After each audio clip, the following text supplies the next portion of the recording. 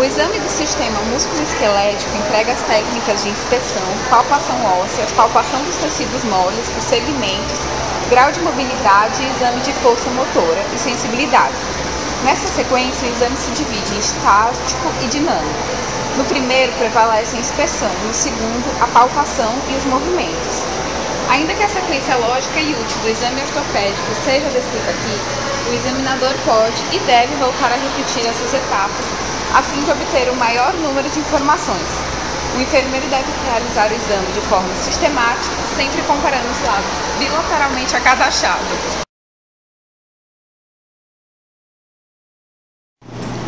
Antes de realizar as técnicas propedêuticas, inspeção e palpação, é necessário, através da anamnese, fazer a coleta de dados que deverão ser valorizados quanto a idade, sexo, raça e profissão, bem como outros dados da história clínica.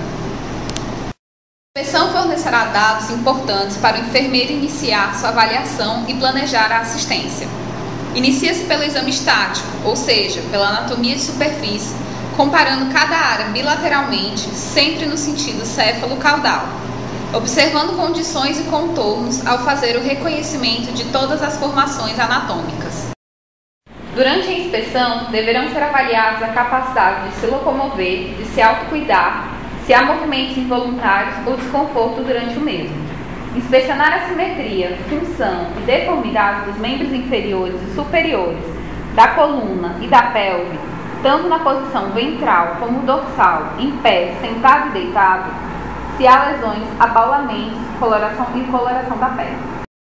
Na avaliação do sistema muscular, deve ser percebida a capacidade do paciente mudar de posição, sua força e coordenação motora, tamanho dos músculos que contribuem para as atividades cotidianas, investigar o aumento da massa muscular decorrente de processos inflamatórios ou traumáticos, contorno muscular, atrofia, hipertrofia ou hipotrofia muscular, encurtamento e retrações musculares. O muscular deve ser avaliado solicitando-se ao paciente algumas atividades como um aperto de mão que indicará a capacidade de preensão, que ele estenda o braço plenamente, depois tente flexionar enquanto o enfermeiro aplica uma resistência, testando assim o bíceps. A força motora dos membros inferiores, aplicando-se uma resistência à altura do tornozelo e solicitando-se ao paciente que eleve a perna. A avaliação da força muscular pode ser mensurada a partir de uma escala proposta por Rossi e Mistorigo. A classificação da força muscular do paciente varia de grau 5, normal ou 100%, até grau 0 ou 0%, onde em grau 5 o movimento articular do paciente é completo e possui força suficiente para vencer a gravidade e grande resistência aplicada, e grau 0 não é evidência de contração muscular. Quando pesquisado o grau de mobilidade, é necessário levar em consideração a movimentação normal, que tem qualidades de leveza, naturalidade e bilateralidade, ocorrendo uma sincronia dos movimentos em relação à simetria, uniformidade e ritmo. A avaliação do grau de mobilidade se dá através da pesquisa de forma ativa ou passiva.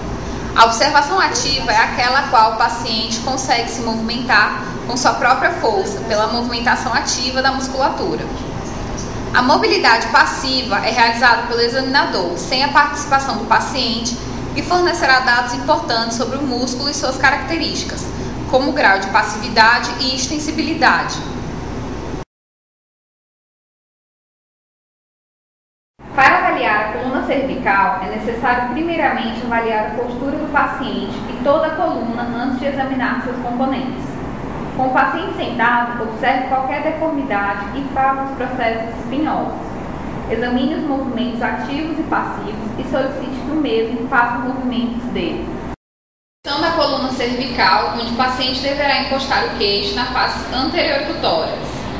Extensão da coluna cervical, mover a cabeça como fosse olhar para o teto. Rotação lateral, o paciente deve rolar a cabeça de um lado para o outro, fazendo com que o eixo alinhe-se quase que totalmente com o ombro. Inclinação lateral. O paciente deve tentar tocar o ombro com a orelha, formando um ângulo de 45 graus.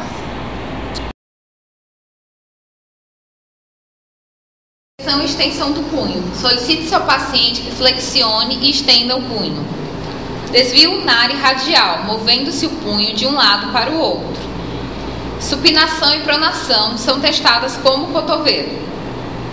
Flexão e extensão digital. Pede-se ao paciente que mantenha o punho cerrado e solicita-se que estenda os dedos. Na flexão, os dedos fecham-se tocando a palma das mãos.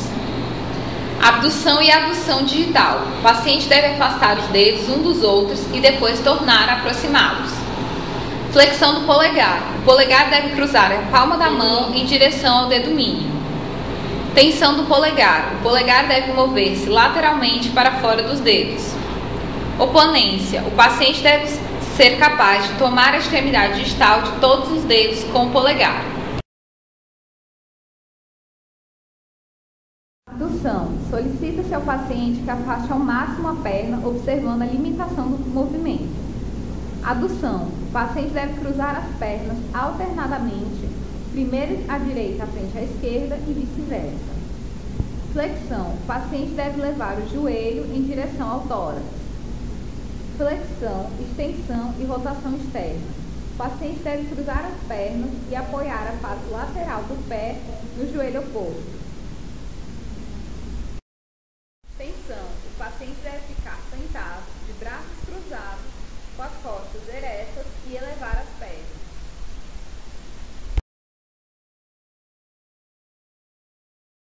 Para a realização do exame do joelho, o paciente deve realizar primeiro flexão.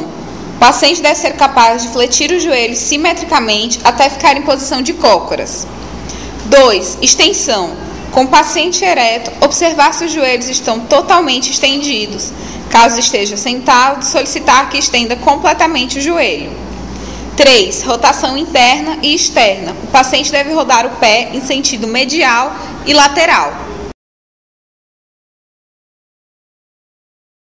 Do exame do tornozelo e pé, o paciente deve primeiro realizar a flexão plantar e movimento dos dedos.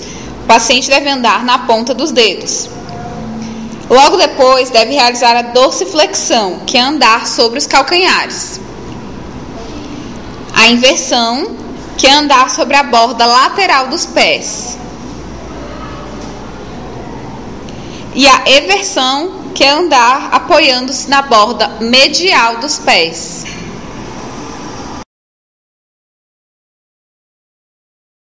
Para a realização do exame da coluna lombar, o paciente deve realizar primeiro flexão. O paciente deve se curvar para frente ao máximo, mantendo os joelhos estendidos e tentando tocar os pés. 2. Extensão. O examinador fica em pé ao lado do paciente com uma das mãos sobre a espinha ilíaca e com os dedos voltados para a linha média. A seguir, pede ao paciente para que se curve para trás o máximo que conseguir, podendo ajudá-lo empurrando a face anterior do tórax. Inclinação lateral. Fixando a crista ilíaca, pedir ao paciente para inclinar-se à direita e depois à esquerda, ao máximo que puder. Rotação lateral. O examinador fica atrás do paciente, fixa sua pelve com uma das mãos e coloca a outra sobre o ombro oposto.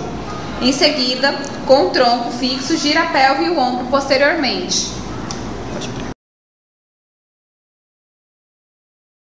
No exame da marcha, pede-se ao paciente para levantar e caminhar.